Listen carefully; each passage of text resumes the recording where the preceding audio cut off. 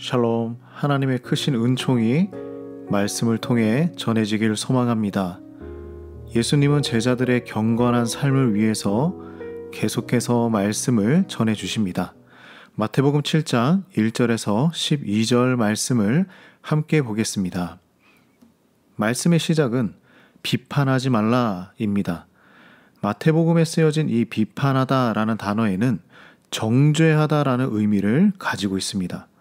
다른 사람의 실수를 용납하지 못하고 지적하고 정죄하는 모습이죠. 남을 비판하는 사람은 나에게도 그 비판이 돌아온다고 말씀합니다. 마태복음 5장 7절 말씀에 하나님께서 긍휼히 여기는 자는 긍휼히 여기신다고 말씀하셨습니다. 긍휼은 긍휼을 가져오고 비판은 비판을 가져옵니다. 여기에서 예수님이 우리에게 전하는 메시지는 단순히 남을 비판하지 말라가 아닙니다. 우리는 다른 사람에게는 높은 기준을 요구하지만 나에게는 낮은 기준을 놓고 살아가곤 하죠. 그 기준은 나에게도 다른 사람도 동일한 기준이어야 합니다. 가장 좋은 기준은 무엇일까요? 바로 하나님이 기준입니다. 하나님의 말씀이 기준이 되어야 하죠. 남에게 비판을 하고 싶은 마음이 들 때 먼저 하나님의 말씀을 가지고 나 자신의 삶을 돌아보는 것이 필요합니다.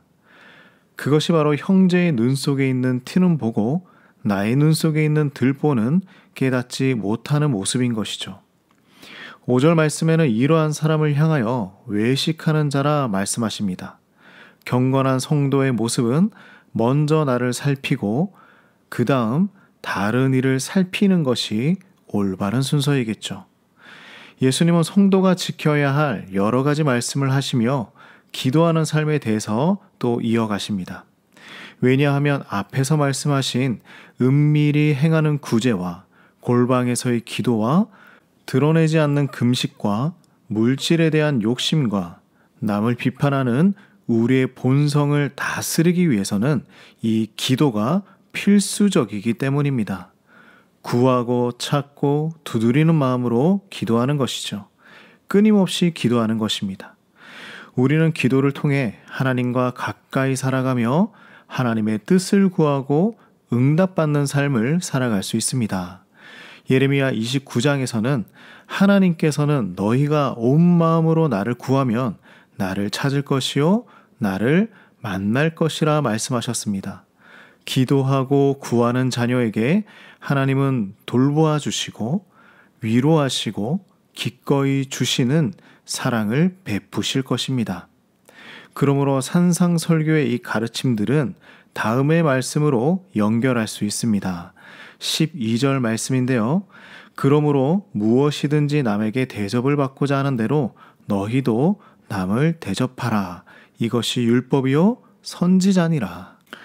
남에게 해를 끼치지 않는 일은 쉬운 일일 수 있습니다. 그러나 적극적으로 남을 위해 선을 행하는 것은 그보다 더 어려운 일이죠. 이것이 바로 제자의 모습입니다.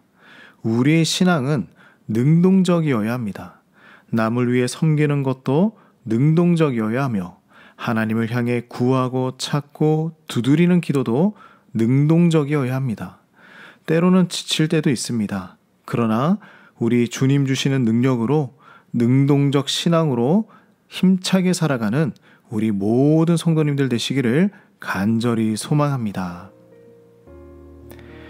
하나님, 남을 판단하기 전에 나를 먼저 살펴보는 마음을 허락해 주시옵소서. 겸손한 마음을 주시어 예수님의 가르침을 지켜나가기 위해 간절히 기도하는 마음을 주시옵소서.